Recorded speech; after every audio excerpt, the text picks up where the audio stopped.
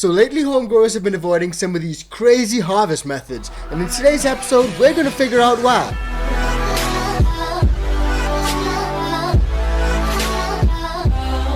But first, real quick, everyone loves Phi Genetics and Big Buds, but what's the secret to big tasty buds? Phi Genetics and solid nutrients. The iCan VIP Bean Club has always got mailboxes burning down. Join the iCan VIP Bean Club and get in before the next drop. Or if you don't want to wait, use the code icanthc and grab some of the new iCan seeds today. The new crosses are lit and they're selling out super fast. But it don't stop there, guys, because the iCan Organics nutrients will help you to get the best out of your grows. The full line of iCan Organics can be used as a standalone or incorporated into your existing nutrients. If you're using bottle nutrients or dry man-months, it doesn't matter. It's the easiest way to feed your plants. Claim your iCan Organics today at a discounted price with the code icanthc. Grab it and let's grow! Now there are a few different crazy harvest methods, but let's start off with the 48 hours before darkness. A lot of people know about this one. A lot of people have asked questions about this one. Some people know it's a bro science technique, but the truth is, guys, there are threads going back over a decade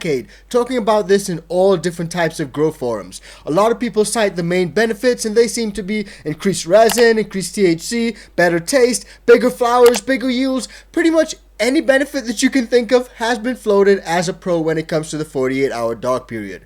According to some growers, the dark period before harvest allows the plant to break down and flush out more chlorophyll. It's supposed to help with taste and smoothness. According to another grower, the plant forces a lot of sugars and such down into the root system at night, and not only that, but that's when the plant has had the time to rebuild those super smelly terpenes for you, so it really does improve quality. The only thing that's going to help with a harsh harvest is a proper dry and cure. Dark period boost those terpenes right before you cut, and it's well worth it. Now these are just opinions from growers within forums, and this is in fact something that I've done a lot of times over the years. 48 hours of darkness before harvest. Other times I literally set the plant in a dark room for about a week. Yep, I've gone quite extreme with it. Now what I've noticed when I did this is that the smell is really strong during the dark period. Now some people say that that's due to the terpenes evaporating, but I'm not sure, so let me know what you think below about that. Now if you're running a perpetual setup, it can be difficult to find a dark room to put your plants in before harvest. So there are times where I'll simply cut my plants down as soon as the lights came on, i.e. right after the 12-hour dark period. Now according to other sources, there's an even more compelling reason to keep your plants in the dark period at the end of their life cycle. Even if all of the above sounds super unconvincing and just like a bunch of bro science, some growers do acknowledge that the cannabinoid levels peak at night and they drop during the day. That's because compounds like THC actually help to protect the plants from pests and stresses like UVB radiation and sunlight. During the day, these defenses are higher in demand, meaning the cannabinoids get used up and degraded when the sun is out, but they're replenished at night in the dark period. But all these ideas were flipped on their head when Dr. Bruce Bugbee actually suggested that the opposite was true.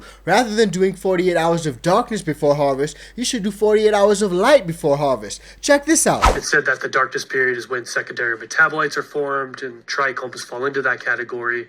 So giving your plant a period of darkness will either allow the plant to produce more trichomes and or allow the terpenes and cannabinoids to become more potent. What's your take on that? Is leaving your plant in a period of darkness before harvesting beneficial at all? That's one of those things I'm going to say we don't have any evidence that helps, but now let's back up to the theory. When we say trichomes or terpenes and maybe trichomes are formed at night, that's not correct. They're synthesized out of the energy from photosynthesis. The photosynthetic energy makes sugars, especially sucrose, and that sucrose is used to make the terpenes, makes the trichomes as well. So if we put the plants in the dark, we're taking away their energy source to synthesize terpenes. So we haven't specifically done these studies here, but my colleagues in other places have. And as a general rule, the terpenes are less when they're in the dark because they're respiring away all the sugar. They can't make new terpenes because they're out of energy. So my recommendation to growers, and this is based on principles and what I think are best practices, keep the lights on. Now, right to the end. And there is even some people that go to 24 hours of light because of They don't need to trigger any more reproductive development. They just want to push the plant hard. That's the other extreme, the opposite. So the thinking here is that increasing the light before harvest actually increases the quality of your final product. Other folks like Rasta Jeff has also suggested that the more light before harvest may be the better approach to take here. Ultimately, it's impossible to say whether keeping your plants in the dark really enhances their strength, aroma, or taste, but what we do know is that there's so many different ways to grow, and a lot of people have tried it both ways, and some people are just happy with their results whichever way they chose.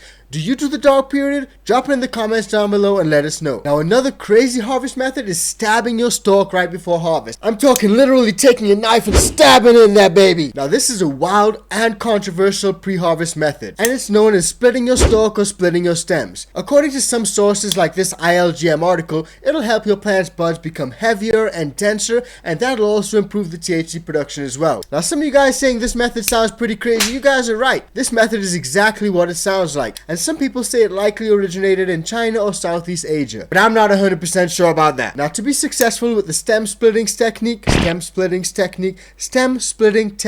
basically tie your stalk at two separate points and you stick a knife or something sharp straight through the middle between those 2 points. Once you got that knife stuck in there, you pretty much remove it and stick a pencil or a chopstick or something else like that in place of the knife. Now, the ties at the top and the bottom of the split are really important just to make sure that the damage is not spread. Now, people who have done this technique say that you need to do it a few days or a week before harvest, but not before that. With this one, hard data is difficult to come across to verify this claim and whether it actually works. Now, unfortunately, all we have to confirm the effectiveness of the stalk splitting technique is some chatter on grow forums and some YouTube videos. Now, stalk splitting by its very nature is a really rough treatment for your plants. High stress this close to the end of the flowering cycle can be really risky. For autoflowers, I personally don't recommend it at all. And at the end of the day, stalk splitting is really unlikely to push your plants to produce extra potent, gooey flowers. It's just probably going to stress your ladies out. Now, if you guys are getting value from this video, please do me a favor and smash the like down below, share and subscribe to the channel. If you want to support us further, hit the link in the description down below,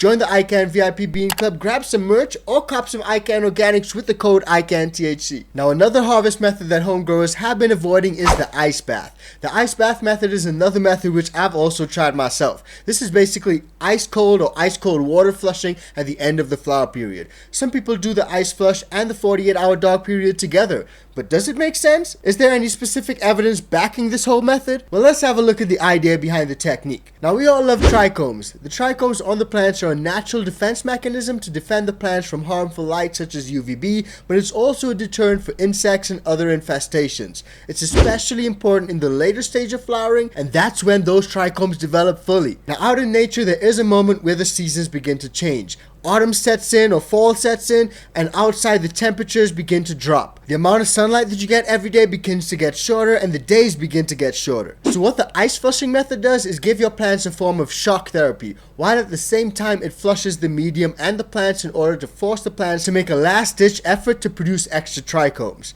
There are growers that put ice straight into the soil. Some use ice cold water. Other growers have climate controlled environments that make the temperatures drop by a lot, and in so doing they don't risk damaging the roots or shocking the plants too much. But when it comes to the ice flushing itself, some growers have their own schedule, but most apply it within the last week or so of the plant's life cycle. Now, as we know, with a lot of bro science techniques and tips and tricks like these, there's a lack of scientific research, and there's a lot of risk. Putting your lovely ladies under too much stress can always lead to a failing harvest, and at such a late stage, do you really want to risk your crops? Now, personally, I've tried the stalk splitting technique and the ice bath technique coming down to the end of harvest, and both times I've noticed no quantifiable difference. In fact, I personally found that my quality and my yield seem to have been reduced a little bit. On top of that, there are reports that the ice bath can cause root damage because of the ice cold water causing a sudden temperature drop in the root zone. Now, some growers claim that the ice bath has caused hermaphrodites or mutations in their plants, or just caused bud rot due to the drops in temperature